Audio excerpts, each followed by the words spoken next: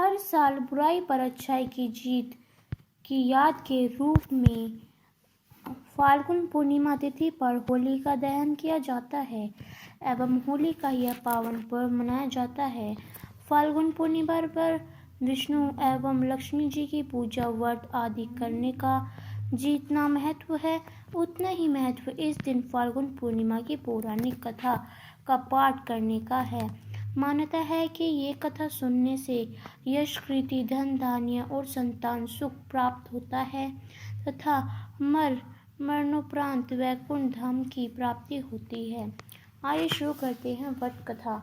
महर्षि कश्यप की पत्नी एवं दक्ष पुत्री दिति के गर्भ से हिरण्यकश्यप और हिरण्यकश्यप का जन्म हुआ। दोनों ही महाबली थे। फलस्वरूप देवताओं को पराजित करके दोनों भाइयों ने स्वर्ग पर अपना अधिकार कर लिया। उनके अत्याचारों से देवलोक में हाहाकार मच गया। अतः भगवान विष्णु ने बड़ा अवतार लेकर हिरण्यकश्यप का वध कर दिया। अपने भाई की मृत्यु से क्रोध हिरण्यकश्यप भगवान विष्णु को अपने शत्रु मान बैठा और उनसे प्रतिशोध लेने के लिए भगवान ब्रह्मा की तपस्या करने लगा। उधर हिरण्यकश्यप की अनुपस्थिति में देवताओं ने दैत्यों पर आक्रमण कर दिया और स्वर्ग पर पूर्ण अपना अधिकार प्राप्त कर लिया। हिरण्यकश्यप की पत्नी कयाधु उस समय गर्भवती थी, जिसे देवराज इंद्र ने बंदी बना लिया। वो कयाधु को लेकर अमरावती जा रहे थे, तभी मार्ग में उन्हें देव ऋषि नारद मिल गए। नारद जी इंद्र के साथ कयाधु को देखकर बोले, देवराज आप इसे कहाँ ले जा रहे हैं? यह सुनकर इंद्र ने कहा, हे देव ऋषि, कयाधु गर्भवती है। इसके गर्भ में हिरण्यकश्यप जैसे दुष्ट आत्मा का अंश है, जिसका वध करके मैं इसे छोड़ दूंगा। इस पर देव ऋषि नारद बोले, इसके गर्भ में तो श्री नारायण का परम भक्त है, अतः इसे छोड़ दो। इंद्र नारद मुनि की यह बात सुनकर देवराज ने कयाधु को छोड़ दिया। देव ऋषि नारद हिरण्यकश्यप की पत्नी को अपने आश्रम में ले आए और बोले, बेटी, जब तक हिरण्यकश्यप की तपस्या पूरी नहीं हो जाती, तुम निश्चित होकर यहीं रहो। तब से कयाधु देव ऋषि नारद के आश्रम में रहने लगी और उनके दिव्य प्रवचनों का रसपान भी करती रही, जिसका गर्भ में पल रहे शिशु पर भी बहुत गहरा प्रभाव हुआ। जब समय आया तो कयाधु ने एक पुत्र को जन्म दिया, जिसका नाम रखा गया प्रहलाद। इधर हिरण्यकश्यप की तपस्या जब पूरी हो गई तो ब्रह्मा जी ने प्रसन्न होकर उसे मनोवांछित वरदान दिया, जिसके पश्चात वो अपने राज्य वापस लौट आया। कयाधु भी प्रहलाद को लेकर अपने पति के पास चली आई। प्रहलाद जब थोड़े बड़े हुए तो एक श्रेष्ठ गुरु के मार्गदर्शन में उनकी शिक्षा का प्रबंध किया गया। एक दिन जब हिरण्यकश्यप अपने समस्त मंत्रियों के साथ बैठे हुए थे, तभी प्रहलाद अपने गुरु के साथ वहां आए और पिता को कृतज्ञतापूर्वक प्रणाम किया। ये देखकर हिरण्यकश्यप अति प्रसन्न हुआ और बोला, वत्स प्रहलाद, तुमने अब तक की शिक्षा के दौरान कौन सी सबसे अच्छी बात सीखी है?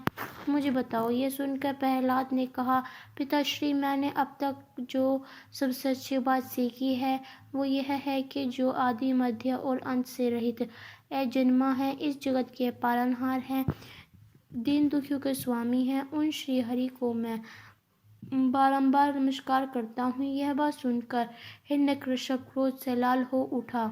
उसने प्रहलाद के गुरु पर चीखते हुए कहा, अरे मूर्ख ब्राह्मण, तूने मेरे इस बालक को मेरे परम शत्रु का गुणगान करने की शिक्षा क्यों दी? प्रहलाद के गुरु ने कहा, दैत्यराज, आप क्रोध त्याग दें, ये बातें मैंने आपके पुत्र को नहीं सिखाई।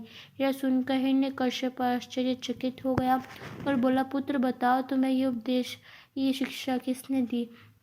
प्रहलाद बोले, हृदय में स्थित भगवान विष्णु ही तो संपूर्ण संसार के उपदेशक है, उनकी अतिरिक्त कोई किसी को कुछ नहीं सिखा सकता।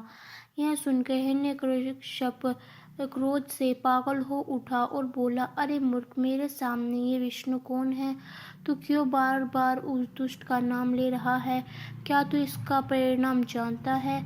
हिरण्यकश्यप प्रहलाद को बहुत समझाया, मृत्युदंड का भय दिखाकर विष्णु भक्ति से दूर करना चाहा, परंतु प्रहलाद के मन से भगवान विष्णु के प्रति श्रद्धा तनिक भी कम न हुई। इसके पश्चात क्रोधित हिरण्यकश्यप ने अपने सेवकों को आज्ञा दी कि इस दुरात्मा को मौत के घाट उतार दो। इस शत्रु प्रेमी से मुझे कोई लाभ नहीं है। यह कपूत तो अपने ही कुल का नाश कर देगा। दैत्यराज पर हिरण्यकश्यप की आज्ञा अनुसार उसके सैनिकों ने प्रहलाद पर तरह तरह के अत्याचार किए। उन्होंने मारने का प्रयास किया, परंतु हिरण्यकश्यप के कारण वो सब प्रहलाद का भी बाल भी बांका नहीं कर सके। हिरण्यकश्यप यह सब देखकर बहुत क्रोधित हुआ।